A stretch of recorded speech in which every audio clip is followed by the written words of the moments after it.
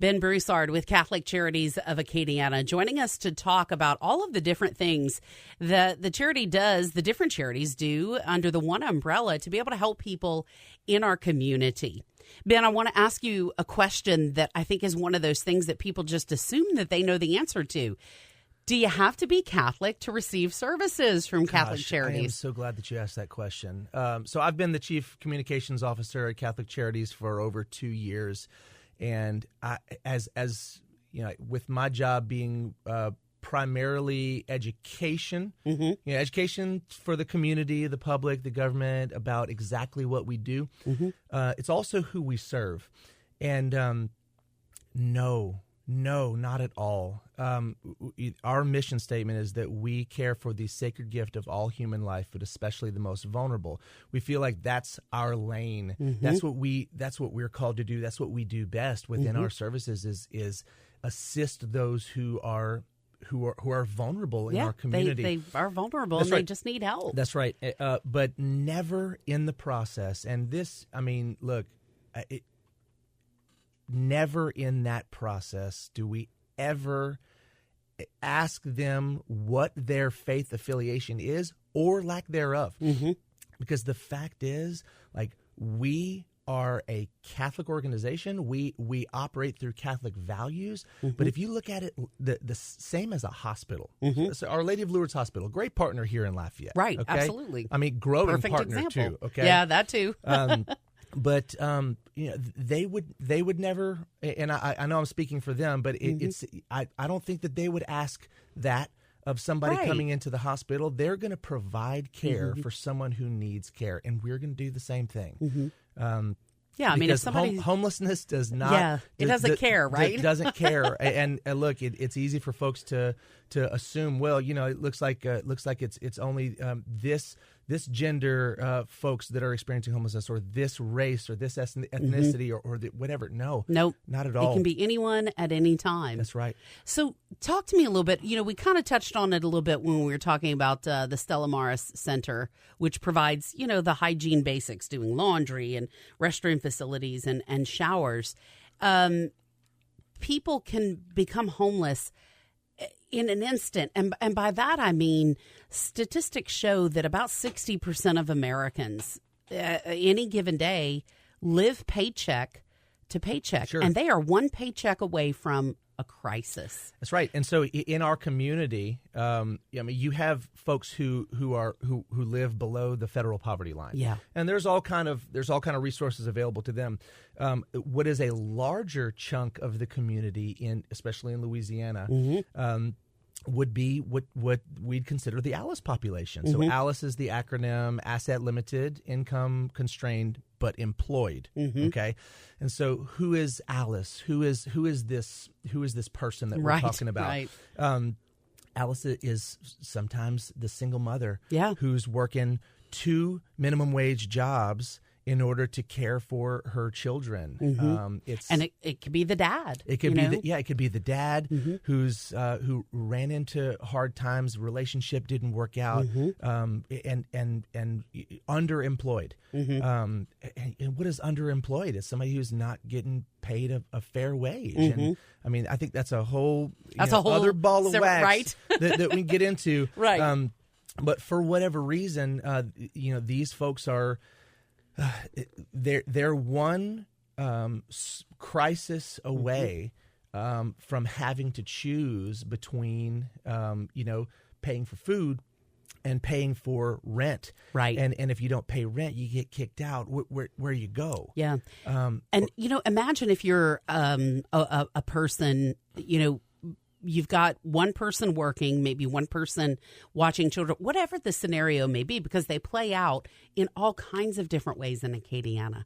But imagine, we paid the rent this month, but now we're going to go 12 days without our electricity because we were late on the bill. Yeah. And then that cycles into the next month. Oh, now I have to catch up on my utility bill, so now I'm $200 short on my rent.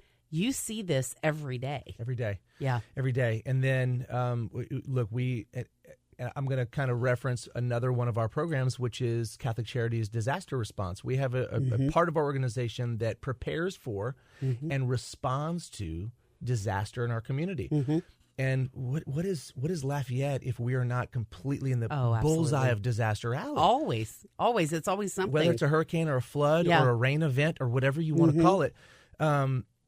If you have savings and you've got insurance and you've got safety nets and you've got family, you can rebound. Yes. You can ride out something, like you said, rebound. Ride out something. Hey, your house floods out, man. We're going to wait for the and I don't want to minimize I know how hard it is for folks to rebound from disaster. Right. However, my point here is that there are folks who are existing on that poverty, that poverty side of life where, your house gets flooded out. You don't have family. You don't have insurance. You don't have anywhere to turn. And so, that becomes a catastrophe. Yeah, for you for and this that's family. Right. And that can be the hard rain that we experience. That's right. Over the last several years. That's right. These That's are right. realities for That's people. That's right. And so, our organization is going to respond in those scenarios as well. It comes as a surprise to a lot of folks that I talk to in the community. They're not even aware, right? Here we are. We don't think about it, over right? 3 years past the floods of 16, and we're still dealing with families who are not in their homes yet. And it's heartbreaking because we do think of, okay, the insurance is there or the state got money and we were able to get checks to everybody. Absolutely. But that's unfortunately just not the reality it's of not where the reality. we're at. And so, the flood of 16 was one thing where there was money available. There was Restore and there was That's right. the Catholic Charities. We got about a $2 million grant that we were able to work with low-income homes to get them back on their feet. But a lot of the disasters that we deal with in Louisiana are not federally declared at all. Unfortunately, that's just the sad truth of it. No, and so look at Barry. There was no federal money available for individual response for that disaster. And also that summer we had early June flooding in St. Martin Parish. There was 3 or 4 tornadoes that touched down in Evangeline Parish. There was no money available for that. And that's look at an us everyday crisis. 6 months later. Yeah. It's out of the scope of the media. Nobody's talking about it. And let's be honest, that's exactly right, because that's what we do as media people. I mean, that's, I'm telling on myself, but I'm okay with that, right? Because we do that. You kind of have to move on, and I get that. But for the families that are affected, they can't move on. They're trying. That's right. But they can't. That's right. So, Ben, whether it is a disaster like that or some sort of healthcare crisis, anybody can become homeless. It's true. I think we kind of insulate ourselves and think, oh, that's never going to happen to me. Or, this is my family. This would never happen. But imagine people who, too, thought they had family resources. Yeah. And then maybe they don't. That's right. Maybe, relationships can be strained. I mean, it's hard to be a human. That's right. No, it's true. And we have people who often come to Lafayette. They come down for the promise of a good job, or they come down because they met somebody, and for whatever reason things don't work out, and they have no one to turn to. Yeah, and they're stuck, and they need somebody to give them a helping hand up. That's right. Which is what you guys are trying to do. That's right. So, how many different things fall under the umbrella? We talked briefly about St. Joseph's Diner. We talked about Stella Maris. We haven't even gotten into the shelters yet. That's right. No, and we have we have the St. Michael's Center for Veterans, which is a shelter that serves the specific needs of our men, women, and families here in Acadiana that are veterans. We have St. Joseph's Shelter for Men. We have the Emily House, which is our family shelter. And then, kind of with all of that, was it last year? We decided to open the doors and move the furniture out at night and really make room where there really wasn't room before for folks who were sleeping underneath our awnings. Yep. and in the adjoining neighborhoods. Who behind cars, behind cars, and in abandoned buildings, but they needed a safe place to sleep at night. And we in the past, before we had done that, we had made additional room when it was either dangerously cold outside, or when it was disaster with weather, things like that. But we got to a point where we're like, man, you know what? It's dangerous every night. Yeah, it is. It's dangerous every night. People and again, unless harmed. you're in this part of the business, you don't realize that people who sleep on the street at night, they're not protected from humanity. That's right. I know it's sad, but people drive by and they do really bad, terrible things.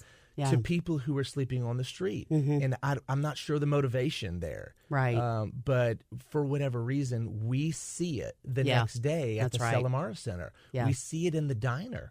We see it when people present themselves at the Monsignor Segura Center for services. And so we just decided, man, you know what? It really is our responsibility. We're going to do that. And we did it to very little fanfare. I know. I remember talking to you guys about it, and I was like, okay, by the way, we're going to go ahead and start doing this. And then you did. Yeah. Okay. It's pretty kind of a massive undertaking, though, I'm assuming. Well, it is. We have, we've already got 50 guys who are in the St. Joseph side, the St. Joseph Shelter for Men. We've got about 20 who are on the veteran side, and then in the middle, we'll take an extra 40 or 50 guys every night. And if they need a place to sleep, if you come and you present yourself, and you need a place, if you come in and you're a woman, we're gonna take you and we're gonna make arrangements for you within our family shelter. But it's something that we feel like it was our responsibility to do, even though we're on bare bones staff, and we literally move the furniture out of the way every night. Yeah, to get it done. And so it like in the short term, it's working. We're evaluating long-term solutions for that, because I don't think that this is something that we can sustain without increased funding, whether it's grant funding or whether it's funding from the community, but in that space. And so we also want to be very responsible and respectful of the rest of the neighborhood. Yeah, of course. We're not looking to build a 5-story building there or anything like that, but we're working with what we have. But we know that the need is great, and there is a lack of available shelter beds in Acadiana, and that's just the way it is. That's and I think that our other partners and associated agencies downtown and within the parish would agree. It's a real problem, and it's one we don't necessarily think about. But for some of us, they've either already experienced it or they're close to experiencing something like this, and it definitely needs some light shined upon it. Well, Ben Broussard is joining us from Catholic Charities of Acadiana, and we've got more to come on the show.